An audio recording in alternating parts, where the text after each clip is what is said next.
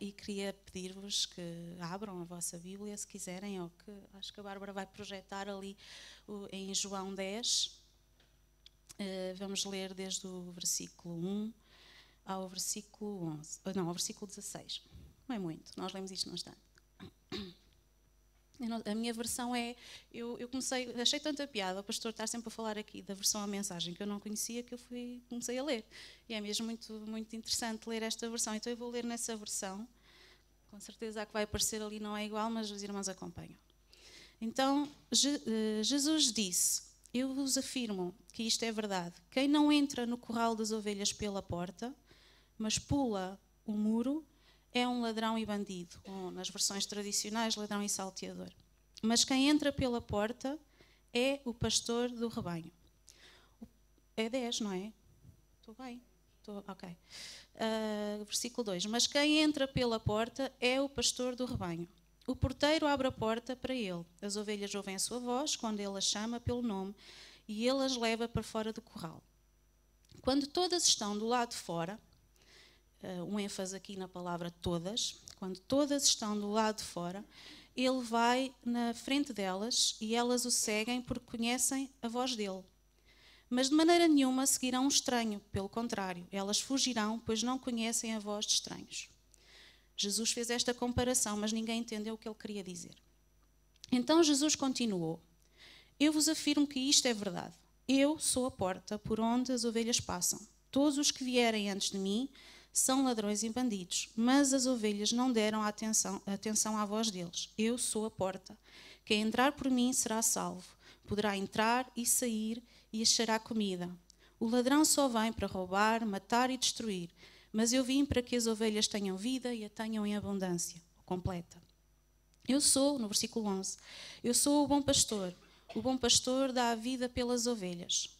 Um empregado, um mercenário, em algumas traduções, diz: trabalha somente por dinheiro. Ele não é o pastor e as ovelhas não são dele. Por isso, quando vê o lobo chegar, ele abandona as ovelhas e foge. Então o lobo ataca e espalha as ovelhas. O empregado foge porque trabalha somente por dinheiro e não se importa com as ovelhas. Eu sou o bom pastor. Assim como o Pai me conhece, eu conheço o Pai, e assim também conheço as minhas ovelhas e elas me conhecem. Estou pronto para morrer por elas. Tenho outras ovelhas que não estão neste curral e eu preciso trazer essas também e elas ouvirão a minha voz. Então elas se tornarão um só rebanho com um só pastor. Eu podia ter abreviado aqui, mas eu acho que era importante termos aqui o contexto completo desta... Dizem que é uma parábola que Jesus contou. E qual é o contexto disto? Está no capítulo 9. Houve uma cura que Jesus fez, um cego de nascença, que foi muito controversa, porque os líderes religiosos daquele tempo não aceitavam que alguém curasse, sobretudo um sábado, um cego que era de nascença. Isso levantou muitas questões, foram chamados os pais do cego, o cego foi inquirido mais do que uma vez e acabou por ser expulso da sinagoga. Quando Jesus soube que ele foi expulso da sinagoga, e atenção, eu depois fui ler um bocadinho, não aprofundei muito, mas o ser expulso da sinagoga não era só não participar nos cultos.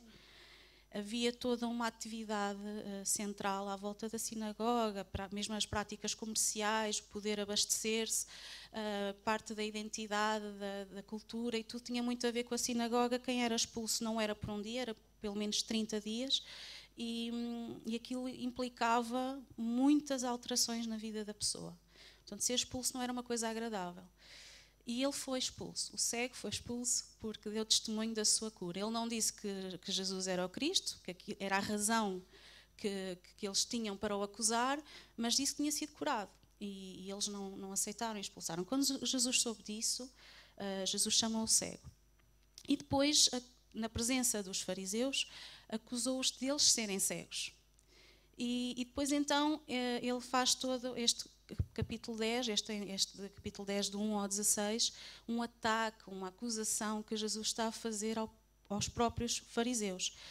Eu acho que é importante colocar aqui a questão de quem eram os fariseus, porque nós falamos muitas vezes, mencionamos os fariseus, mas tanto aqueles que são novos na fé, como alguns, até eu que não sabia, acho que é importante termos algum contexto, não é? De quem é que eles eram. Eles eram um grupo de pessoas que tinha sido que tinha aparecido na história de Israel no século II a.C., portanto, bastante tempo antes de Jesus surgir. E eles foram muito importantes. Não há aqui só a questão de acusá-los porque foram muito religiosos, muito legalistas. Eles foram muito importantes na preservação da identidade do povo judeu. Pronto, tendo em conta as ocupações do Império Romano, entre outras, isto até surgiu na parte da Babilónia. Pronto, isto teve tudo a ver com alguma preservação, um propósito que eles tiveram importante. Só que com o passar do tempo, eles ganharam muito protagonismo e muitos direitos. E também foram além daquilo que era suposto serem e fazerem. Eles eram os responsáveis por ensinar o povo acerca das leis, não é, de Deus, porque nem toda a gente tinha conhecimento, então eles tinham que ser eles a voz para o povo, para os conduzir, para os ensinar. Eles passaram a exagerar aquilo que era a lei. Portanto, há 2 exemplos que eu vos posso dar. Por exemplo, a lei determinava que as pessoas deviam jejuar pelo menos uma vez por ano. A lei oral, que era uma lei que eles reproduziam, não era só a lei escrita, mas uma lei que eles interpretavam e que eles transmitiam, dizia que eles deviam jejuar pelo menos 2 vezes por semana. Vamos de um exagero, não é? A lei escrita sugeria uma vez por ano e eles determinavam que tinha que ser 2 vezes por semana. E depois também o exemplo do ritual de lavar as mãos. Não é? A lei... Sim, por uma questão também temos que ver aqui a saúde pública, não é? Eles lavavam as mãos, não podiam comer de forma impura, por exemplo, tinham que as lavar, mas os fariseus criaram todo um ritual à volta dessa prática. Portanto, tinha que haver uma quantidade determinada de água, tinha que ser até aos punhos, porque se não fosse assim, daquela maneira, aquele ritual todo à volta, a pessoa estava impura. Então, este era o papel, não era o papel, este era a postura dos líderes religiosos neste tempo. Era para estes homens que Jesus estava a falar e que escreveu depois esta comparação em relação a esta linguagem da ovelha, do pastor, ok? Pronto. O pastor. Jesus faz 3 afirmações neste texto. Ele diz que ele é o pastor, ele diz que ele é a porta e ele diz que é o bom pastor. E são 3 coisas todas elas ligadas mas um bocadinho distintas entre si. Porquê é que Jesus utilizava esta linguagem? Mais uma vez, porque Jesus utilizava a linguagem comum, corrente daquele tempo. Hoje, certamente, Jesus não viria aqui, diante de nós, falar sobre um pastor e sobre uma ovelha, porque já não é uma prática tão comum. Mas naquele tempo era a atividade principal. Era das atividades principais do povo. Portanto, ter ovelhas, ter um rebanho, era normal e era o sustento de muitas casas. E no Antigo Oriente, sempre que se comparava alguém a um pastor, era uma boa comparação, era um elogio. Portanto, os governantes, os reis, eram comparados a bons pastores que guiavam bem o povo. Tinha a ver também com liderança. Então, e como é que funcionavam os rebanhos e os pastores neste tempo de Jesus, para percebermos também mais à frente o que é que Jesus realmente está a dizer a estas pessoas? É importante contextualizar. Os rebanhos eram compostos, na maioria, por cabras e ovelhas e dependiam muito de água. Porém, com a escassez em diversos locais da Judeia, vários pastores formavam uma espécie de sociedade. Okay? Podíamos ter um pastor sozinho, não é? Que ia pastorear as ovelhas, e podíamos ter vários pastores que tinham vários rebanhos e iam pastorear as ovelhas. Acontece que eles tinham que pernoitar lá, não é? Eles não estavam sempre a voltar, eles pernoitavam e durante a noite, eles tinham currais comuns que eles construíam com pedra no meio desses lugares e onde dormiam as ovelhas. E os pastores deixavam, se fosse uma sociedade, se fosse só um, ficava lá o pastor de vigia. Se fosse uma sociedade, havia um que era o vigia, ou que era o porteiro, pronto, como está em algumas traduções. E eles iam para casa, iam descansar enquanto ficava lá o vigia. Por isso é que Jesus usa esta linguagem, vendo o porteiro, lhe abre a porta e o pastor se apresenta pela porta. O que é que podemos dizer mais? Eram construídos no campo, com palha ou madeira e pedra. Os corrais eram frequentemente cercados por uma muralha de pedra e por sobre o muro colocavam molhos de espinhos apoiados em pedras maiores. Ficava um guardião velando toda a noite para defender o aprisco das feras e dos ladrões. Por algum animal feroz ou ladrão que subisse o muro, a pedra cairia e acordaria o pastor em vigia. E também quero-vos contextualizar, porque nós não temos rebanhos, já aqui alguém tem. Tens? Tens ovelhas? Ah, que giro. Estou a dizer mentiras, já estou. Temperamento das... Então, olha, vais dizer se é verdade que eu vou dizer, porque isto foi uma pesquisa, não é? Eu não tenho ovelhas. Então, temperamento das ovelhas. As ovelhas são, e vocês vão ver se são ou não são também parecidas um bocadinho connosco. Por isso eu acho até interessante a Bíblia e o Velho Testamento falar tantas vezes do pastor e das ovelhas e perceber que nós temos ali semelhanças, não é? Então, temperamento. As ovelhas são animais inteligentes, sensíveis e sociáveis. Elas conseguem facilmente identificar os integrantes pertencentes ao seu grupo, além de serem capazes de distinguir as várias expressões da face dos outros animais do rebanho. A sua memória também é muito boa, pois conseguem lembrar os acontecimentos ocorridos até há 2 anos. Além disso, são animais dóceis, são fofinhos, que não possuem mecanismos de ataque. Também são ágeis e adaptam-se facilmente aos locais em que habitam. Um estudo feito na Europa comprovou que as ovelhas são capazes de expressar emoções visivelmente. Por exemplo, quando estão estressadas, mostram sinais de depressão, assim como os seres humanos. Isto é um estudo da Europa, não fui eu. Quem são os predadores dos rebanhos das ovelhas? Lobos e raposas, que são os seus principais predadores. Por isso requer maior atenção por parte dos seus criadores. A ausência, atenção a isto, pessoal, atenção. A ausência de contacto visual de uma ovelha com o rebanho é a causa de stress elevado. Já lá vamos mais à frente, mas guardem isto. A ausência de contacto visual de uma ovelha com o rebanho é a causa de stress elevado. Qual é a rotina? Também gosto desta. Qual é a rotina das ovelhas? Atividades de rotina: caminhar, correr, pastar, deitar, levantar, deitar, levantar. É isto. E fazem isto por imitação. Não, tens muitas. Mas eu lembro-me de ver, lá no tempo do meu avô, que quando havia ovelhas lá a pastar, uma levantavam-se, as outras todas também. Uma deitava-se, as outras todas também. Então, elas fazem por imitação. E podem pastorear durante 4 a 14 horas por dia e podem percorrer até 25 km à procura do melhor alimento, pois são muito seletivas quanto à qualidade dos pastos. Pronto, temos aqui uma introdução maravilhosa para continuarmos a falar sobre esta parábola do bom pastor. Podes agora pôr aquela imagem, Bárbara? Eu queria ter sido professora, assim posso ser. Já não. Já está. Opa, está distorcida, mas dá para perceber. Pronto, isto era o curral. Pronto, isto era um curral. Estão a ver? Eu acho que é importante às vezes termos uma visão assim da imagem para perceber o que é que estamos o que é que a Bíblia, o que é que nós estamos a falar. Pronto, estão a ver as ovelhas lá dentro, estamos a ver as pedras à volta e temos a porta, que na verdade é uma passagem. A porta, eu depois também li que a porta, na verdade, não era uma porta, era uma pessoa. Era a pessoa que estava ali e que não deixava passar nem as ovelhas para fora, nem os ladrões e as raposas para dentro. Portanto, o vigilante ou o pastor, que era o único, no caso fosse o único pastor, era o que ficava ali naquela posição. E passava ali a noite, e era a porta. Então, quando Jesus diz que Ele é a porta, esta é a visão que eu começo a ter dele. Que Jesus está ali, enquanto nós estamos a dormir.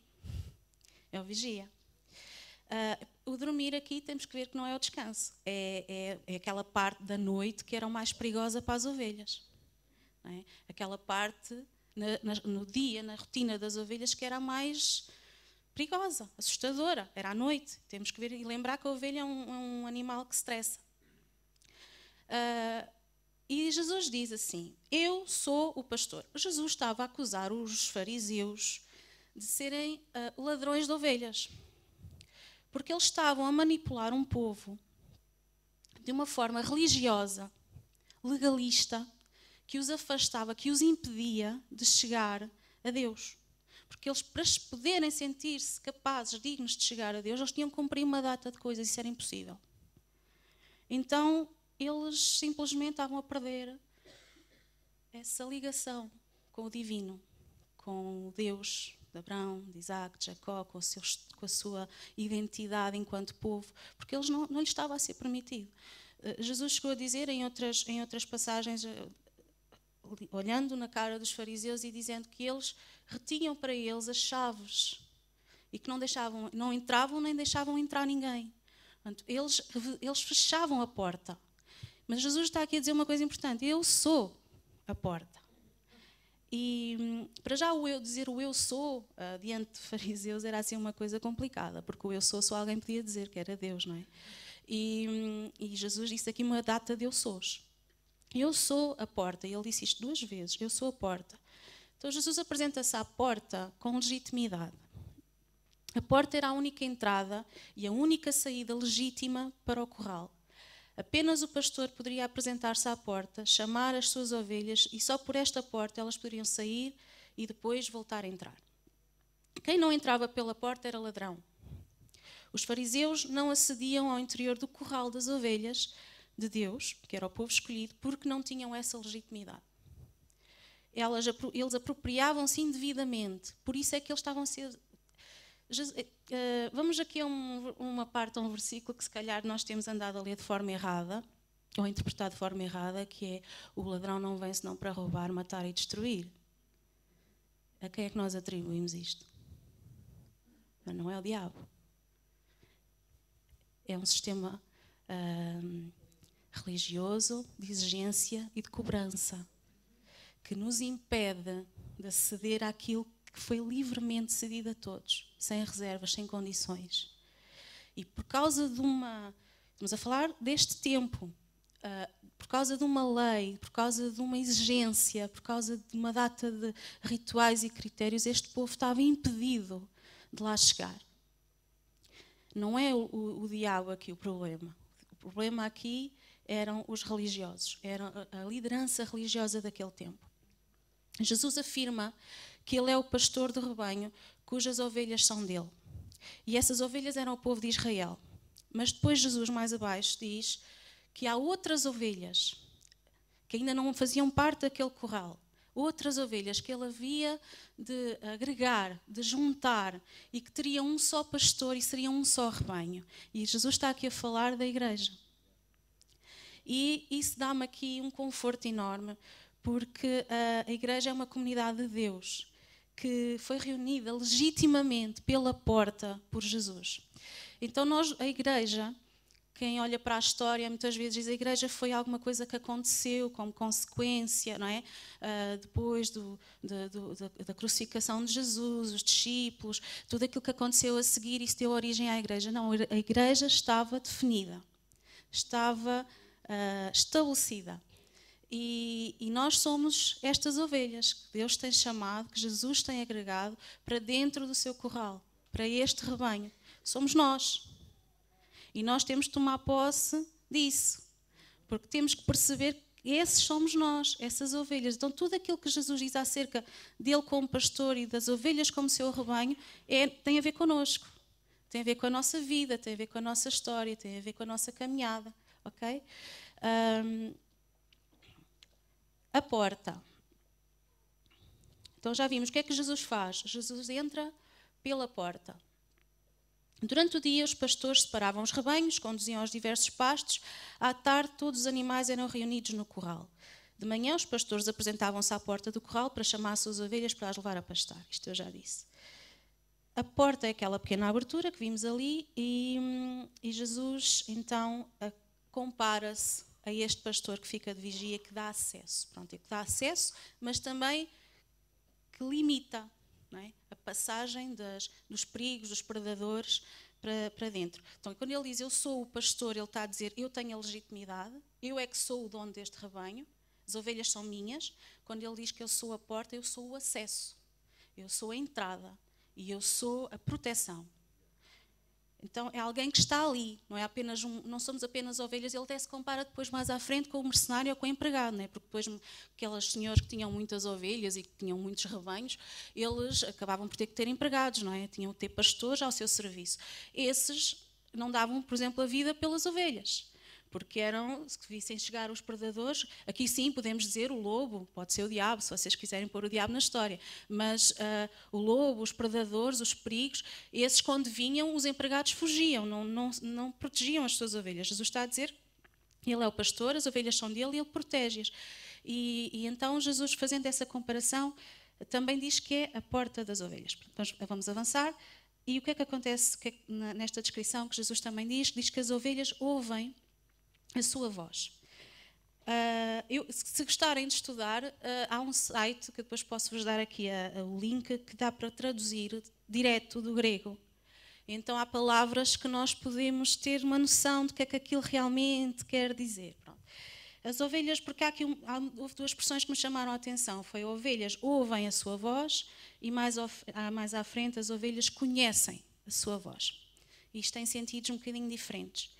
Então as ovelhas ouvem. Ouvem vem do grego, não vou dizer bem isto, mas o que está aqui é akoo.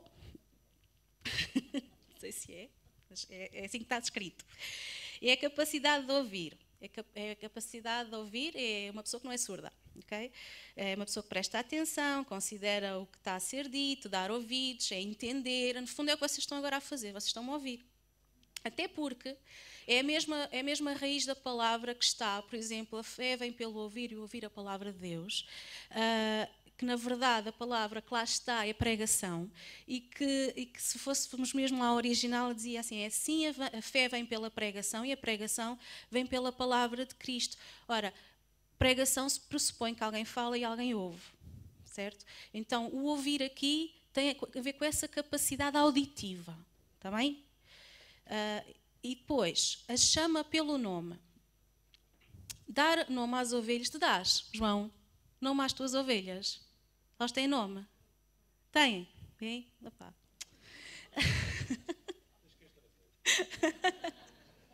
A chama pelo nome.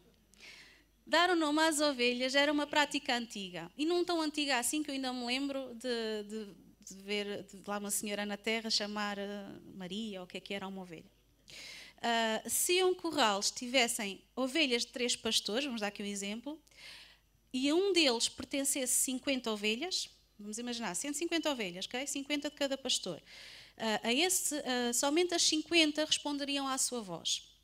O som emitido, não é que a ovelha seja assim tão inteligente, mas o som emitido pela voz do pastor ao pronunciar cada nome era o que despertava os sentidos das ovelhas. Deus também nos conhece individualmente e não somos apenas o rebanho, somos também a ovelha. E não uma. Ovelha número 1, ovelha número 2, ovelha número 3. Não, nós temos nome. E Deus conhece o nosso nome e diz o nosso nome. O nosso nome é... E há bocado depois estava a falar sobre cantar. Eu acho que Deus também canta o nosso nome. Identidade nele, essa identificação. O nosso nome está escrito, não é? E então Deus conhece-nos não apenas no global do rebanho, mas Ele conhece o Carlos, a Isabel, o Joel, cada nome, cada pessoa individualmente. Não somos uma, somos a. Temos um nome que nos distingue uns dos outros. E depois, o que é que o pastor faz? O pastor traz para fora. Para quê? Para fazer aquilo que as ovelhas faziam, não é? Pastar, passear, deitar, levantar, deitar. Era isto. Traz para fora para essa experiência de vida, que era a vida das ovelhas. Para ser e fazer o que era o seu plano e propósito. O nosso propósito, obviamente, nós estamos aqui a fazer uma comparação. Jesus está a fazer uma comparação e nós temos que entender. Eu vou dizer uma coisa que se calhar não é uma opinião de todos, mas a Bíblia não é um livro literal. Há coisas que nós não podemos ler assim, e é assim, não passa daqui. Porque, eu até vos vou dar um exemplo. Eu sei que é assim e que há pessoas que pensam assim, porque fiquei escandalizada no outro dia, porque ainda há muita gente que acredita que a Terra é plana, com base na Bíblia. Pronto. E então, há grupos de pessoas que têm cultos, têm reuniões, porque, segundo a Bíblia, e não se pode duvidar disso, porque é literal, é plana. Fica ao vosso critério. Pronto. Um dia destes, o meu filho estava lá a ler a Bíblia e disse: vai ler a Bíblia. Ele foi ler a Bíblia.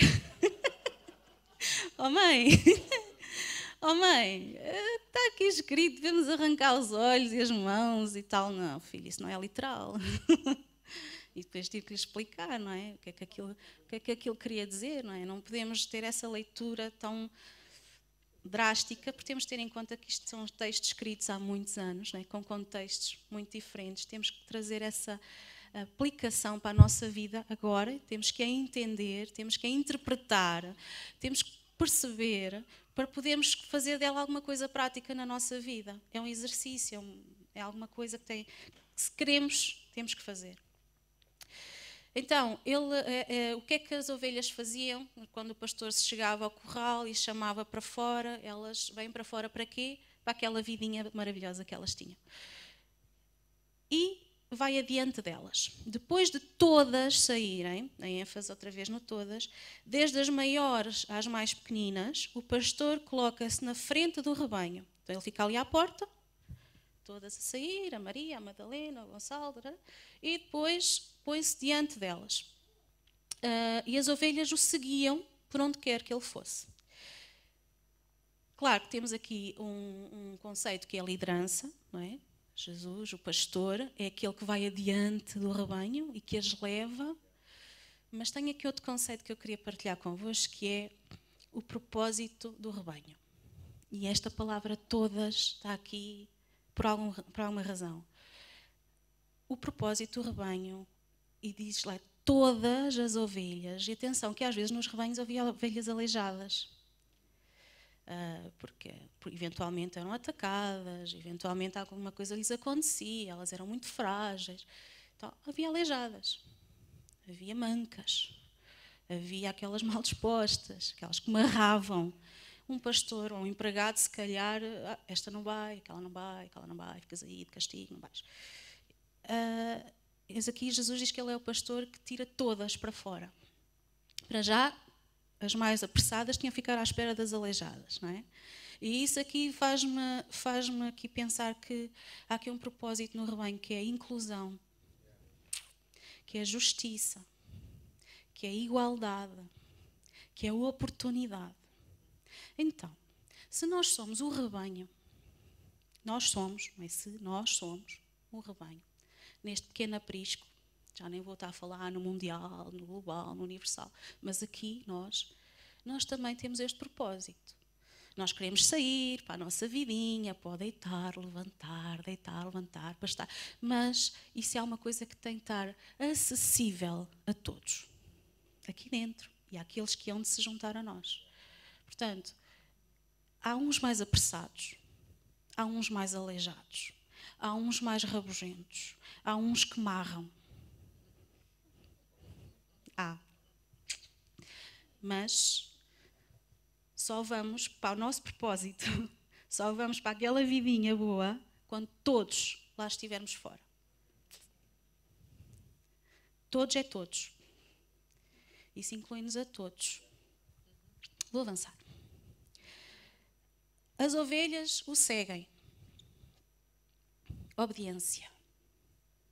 Nós somos as ovelhas, certo? Somos o rebanho. Obediência. O que é seguir? É obedecer. A quem? Ao pastor. A quê? À sua voz, que precisamos ouvir. Como? Indo atrás dele, fazendo o que ele faz, vendo para onde é que ele vai e vamos atrás, não é? Seguir os seus passos. Para quê? Para chegar ao lugar de pastagem. Não, para coisas mirabolantes acontecerem na vida, na história, mudarmos o mundo. Também, lá, eventualmente, mas não é o foco. O foco é a tua tranquilidade, é a tua bênção, é a tua vida abundante. Ele diz, não fui eu, foi Jesus. É a tua paz, é a tua concretização, a tua realização, porque as ovelhas eram muito seletivas, são animais seletivos. Então, essa obediência tem muitas implicações e muitas coisas que depois podem acontecer à história do mundo, mas sobretudo à nossa história, à nossa vida e à vida de quem nos rodeia, que é o rebanho. O objetivo da obediência é o bem comum do rebanho. Porque quando uma ovelha se perdia, olha, a música que cantamos, não é? O pastor vai atrás, deixa as 99 e vai atrás da ovelha perdida. Isso é tudo muito lindo, do ponto de vista da ovelha que se perdeu. Não é? Estou perdida, o pastor vem atrás de mim. E as outras? Eu às vezes penso nisso. Deixa as 99. Então, e elas ficam lá assim, para já estão juntas, não é? Têm essa capacidade. Juntas, não são, a ovelha que se perdeu está numa situação mais sensível, é uma presa fácil, por isso é que o pastor vai ao encontro dela para a trazer depressa. Mas do ponto de vista das 99, elas tiveram que ficar algures paradas naquele percurso por onde elas iam. Então, quando nós nos perdemos, não estou aqui entendam que não é perder, não é? Nos afastamos, nos desviamos, perdemos o contacto visual com o rebanho, nós eventualmente nos iremos afastar, iremos ficar numa situação vulnerável em que será necessário, e Ele irá, porque Ele é misericordioso e Ele é o pastor, Ele irá, mas temos que ter aqui alguma consciência de que quando o fazemos, há um rebanho, há 99 que não estão a cumprir o seu propósito, pelo menos para aquele dia. Aquele dia estava definido, ia ser maravilhoso, iam andar 25 km, iam pastar durante 14 horas e depois iam voltar felizes e contentes. Mas isso já não ia acontecer, porque uma ovelha se perdeu. Não sei, eu sei que não é esta a parte que nós gostamos mais de cantar, que Ele deixa as 99, mas também temos que pensar nelas, que elas também lá estão na história, não é? Jesus podia só dizer, o pastor, ou essa parábola que serve de base para essa música, há uma ovelha perdida e Jesus foi buscá-la. Mas não, há 99 que lá ficaram. E convém que amadurecermos na nossa fé e na nossa caminhada com Cristo, nós possamos pensar nesse rebanho. Isto não é uma acusação, não é um julgamento, porque eu própria também já o fiz, por conveniência, não é? Não é o meu tempo. Agora é o tempo de descansar, de parar, de observar. Só que o observar à distância e vou perdendo o contacto visual com o rebanho. E quem é que sai prejudicado? Eu e o rebanho. Não é? Pronto, fica aqui a dica. Porque se perdiam as ovelhas, perdiam o contacto visual com o rebanho. Pronto. Porque conhecem a sua voz. Outra coisa gira. Porque conhecem a sua voz. Conhecer, no grego, vem da palavra ido. Esta acho que disse bem. Ido. Tem mais a ver com a palavra ver e conhecer. Nós hoje cantámos uma que dizia provei e vi, não é? Provai e vede, não é? O ver não tem a ver com o ver com os olhos. Tem a ver com o ver com a mente. Este ver aqui. Um ver que vem da nossa experiência, do nosso testemunho, daquilo que foi alguma coisa que experimentámos. Estás a ver? Estás a ver? Estás a ver, não estás a ver, estás a entender o que eu estou a dizer, eu vou ver alguém, ou eu vou estar com alguém, mas aqui no sentido mesmo da compreensão, eu vi que aquilo não era bom para mim. Vi quando? Quando aquilo realmente se tornou uma coisa que não era boa para mim. Houve uma experiência com essa realidade que me fez ver, que abriu os meus olhos, certo? Os olhos da mente. Então, primeiro, as ovelhas ouvem, de ouvir, os ouvidos.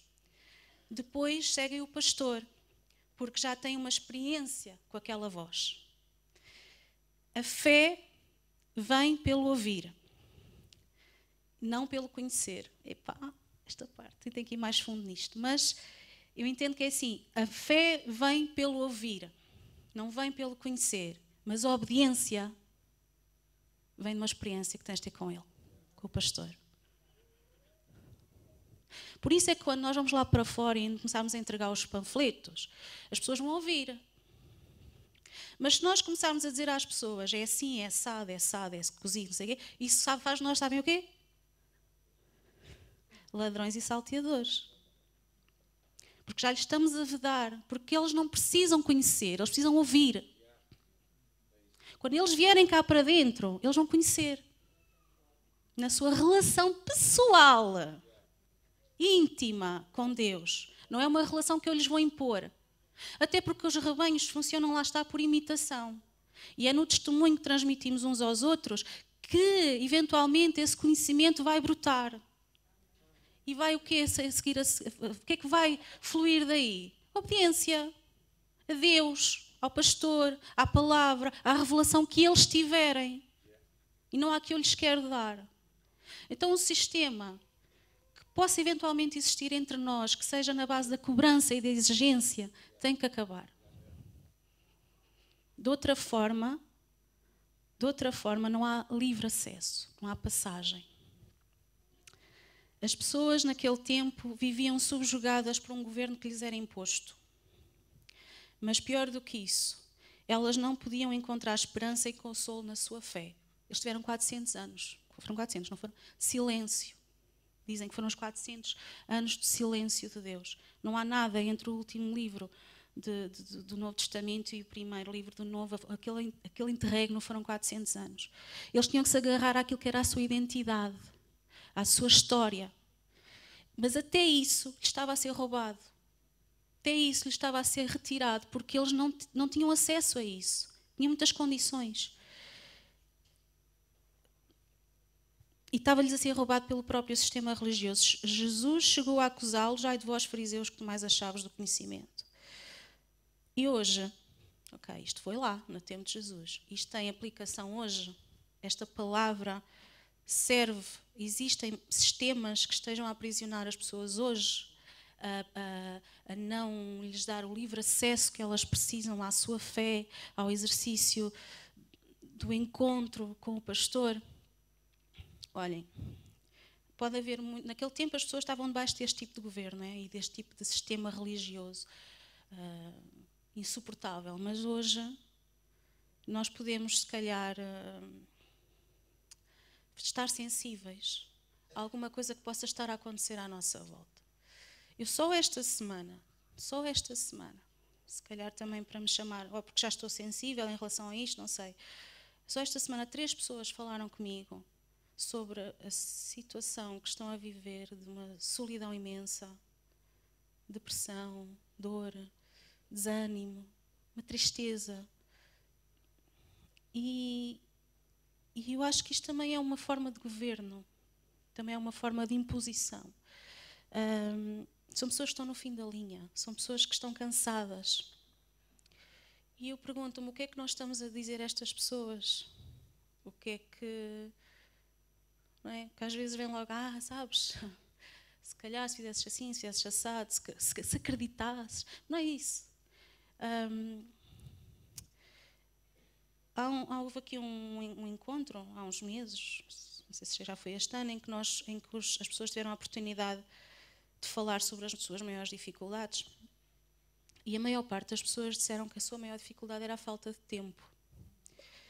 E pronto, e o que é que nós dizemos como ladrões e salteadores? Prioridades. Tens as tuas prioridades trocadas, tens que te organizar, o tempo é igual para todos, portanto, se o meu tempo dá, o teu também tem que dar.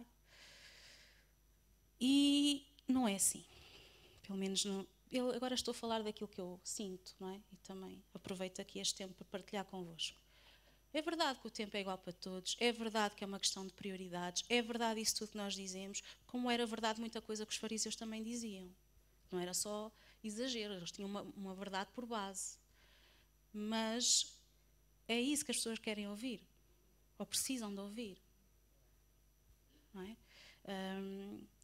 As pessoas estão sedentas de alívio, estão sedentas de descanso. São as pessoas que eu ouvi esta semana, são pessoas que estão no fim da linha, porque o tempo não chega.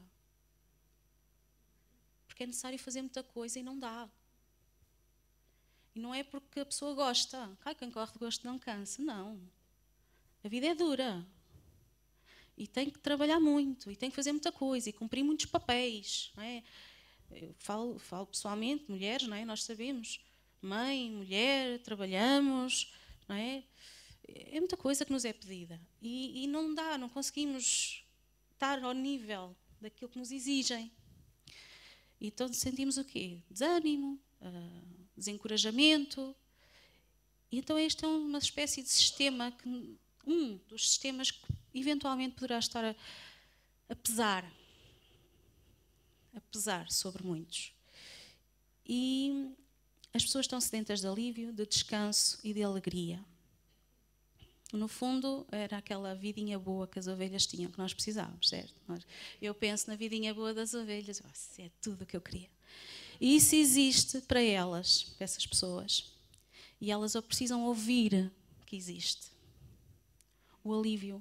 Eu ontem ouvi uma coisa tão fixe lá, que era, nós temos os nossos problemas, não é? As nossas doenças da alma, as nossas doenças emocionais, não é? Os nossos problemas. E eventualmente poderemos recorrer a um psicólogo, e devemos fazê-lo, mas ele irá dar-nos estratégias de como podemos lidar com essas questões, mas curar.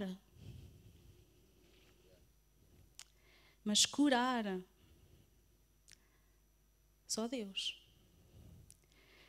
Então, as pessoas quando estão assim, eu não sei se isto encaixa aqui em alguém, não é? Mas encaixa nestas 3 pessoas que eu ouvi esta semana, de certeza. Quando alguém está sedenta de alívio, de descanso e de alegria e de sentido para a sua vida, elas precisam ouvir que alguém lhes pode dar isso. Que é possível. É possível, isso existe. O que acontece depois disso é fruto de uma experiência viva que vão ter com o pastor das ovelhas. Mas isso nunca acontecerá num sistema de cobrança e exigência. O bom pastor, para terminar, o bom pastor, Jesus diz, eu sou o bom pastor. Gosto muito quando Jesus usa os determinantes definidos.